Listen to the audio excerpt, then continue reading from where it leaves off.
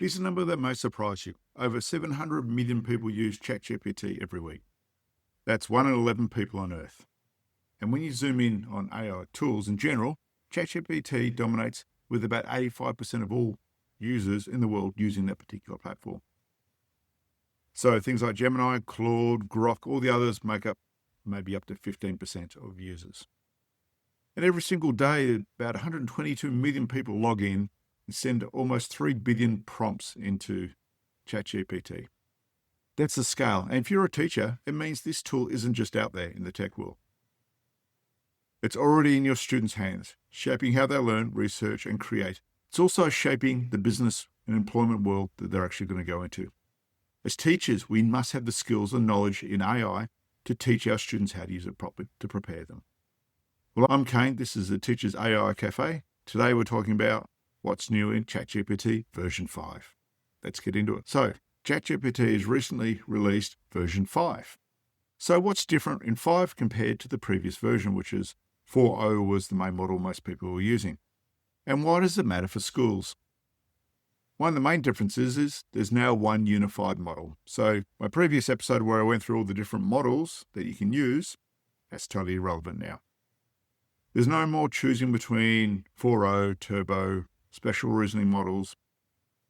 AI5, or ChatGPT-5, automatically adapts depending on what your query has got. If you want a quick quiz, it runs light and fast. If you're designing exam marking key, for example, switches to deep reasoning mode. And you can adjust your prompts to target these particular models. Whether this is a good thing or not, a lot of people like 4, they can pick the different models that they chose to do specific tasks. There's also been some complaints because 5 is not as, forthcoming or as friendly as what 4 was. 4 was, what a great question, what a thoughtful thing. 5 is a lot more practical.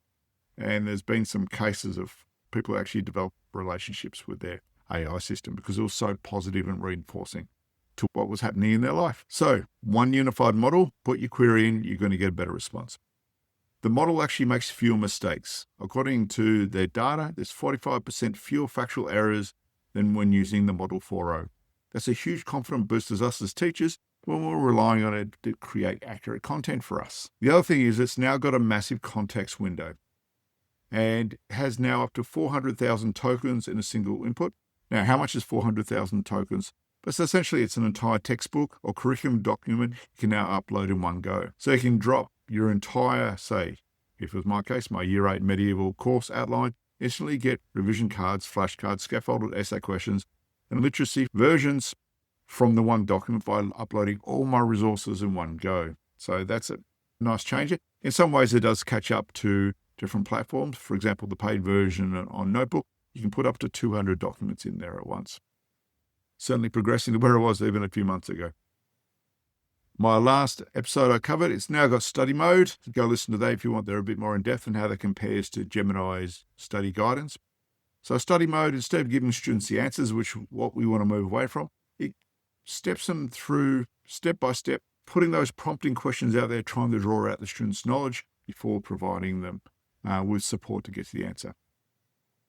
It's really good for students that are struggling, and you want to try a different way of trying to engaging with them, as well as students who actually know concepts and want to push themselves a bit further, with extension type activities.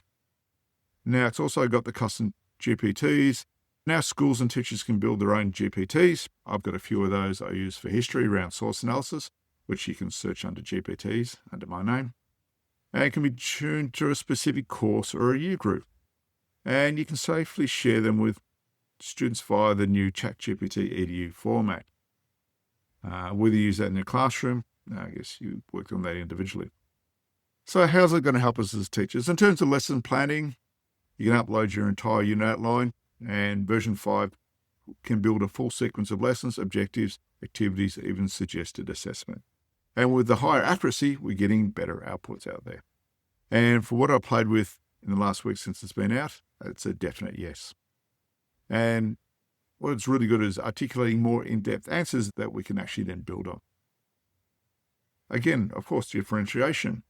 We can create 3 versions of a worksheet in minutes. We can do advanced, standard, simplified, say, literacy levels to cater for different students in our classroom. all for the same lesson very quickly and very easily. And that's for new lessons as well as existing ones by uploading existing resources and creating that differentiation in our models. Next one is multimodal learning. We can upload an image, diagrams, maps, and 5 will generate and analyze questions and simple explanations for your students, depending on what you're after.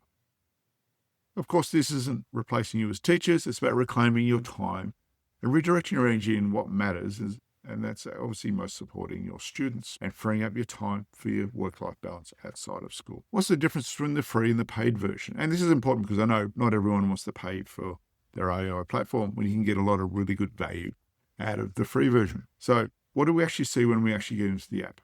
Because the options do differ depending on whether you're on the free or the paid version. The free version, you've got the options of free chat. You can now search your chats, which is a really helpful feature. Library for safe prompts and files, which is obviously already existed. You now get access to the Sora video generation, and I've made some really funny videos of that unintentionally. And ChatGPTs, you can actually use those models, or you can use models other people created, which you couldn't do previously. You had to have a paid version to access them. So that's a very important change. Also importantly, you get access to the full version 5 model. So the paid version, what we've got in addition to what's in the free version is we've got Codex, which is a coding module, not just for writing code, but it's also good for debugging, explaining, building projects. So if you're in the digital technologies or you want to automate some teacher tasks, this is the way where you go to. There's now projects, and these are a teacher's dream.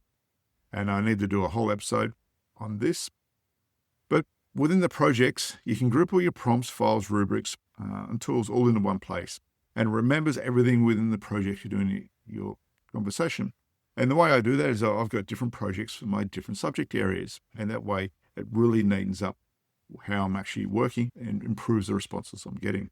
For example, you might have a Year 11 Modern History project, which includes your syllabus, or uploaded all your source booklets, a custom GPT for source analysis, which I've built, and even some pre-built marking rubrics. Everything's in the one place. So when you come back a week later, it's already organized and ready to go. The fact that you can upload individual files that remain within there in the project is a big game changer. And of course, with the paid tiers, you get priority access to 5, you get faster responses, and you also get more options such as the agent in terms of the number of queries that you can do every month. So let's put it up together. So I use ChatGPT. I've said that's my preferred paid platform. I've been playing with Gemini, but like I said, after the free trial, I'm not going to continue with it, especially with the version of 8.5 that's been released. 85% of people use ChatGPT, and that could be attributed to the fact that it was the first one to come out, and people are creatures of habit. They'll keep using what they already know. So with hundreds of millions of people using it every week, 5, we've now got a more reliable, more powerful, and more education-ready version than we did previously. You as a teacher will like it because you can plan faster, differentiate with ease, give better feedback to your students if you want to use it for that, and encourage deeper thinking through study mode, which is a big change for us as teachers, and how we can use it in our classroom in a more of a controlled manner. With the free version, you get the essentials. With the paid plans, you can unlock projects, Codex, and obviously treat version 5 as a genuine teaching assistant that's more powerful than your previous one. So here's a challenge to you. How would you use ChatGPT-5 in your classroom tomorrow? Would you build a project for your next unit, try study mode with students, or have a go at setting up a custom ChatGPT for revision? The AI is here. The question is how, as teachers, are we going to use it to guide our students? Hope you found it useful. Get stuck into 5, explore what it can do that's different. In the show notes, there is my Facebook group. Click on there, join the group. I put a summary for all my episodes I'm making now in the Facebook group, so you can download them and get a nice paper references instead of trying to take notes as you're listening, particularly with the ones where I'm stepping through different problems. Or send me an email. Till next time, keep up the good work, explore what AI can do for you, and encourage your colleagues to listen to the show. And please hop on to Apple Podcasts, give me a rating. I'd love some more 5s on there so I can actually promote this to more teachers and help our fellow colleagues get better at AI to improve our work-life balance and make ourselves more efficient and more effective in the classroom. Till then, keep up the good work.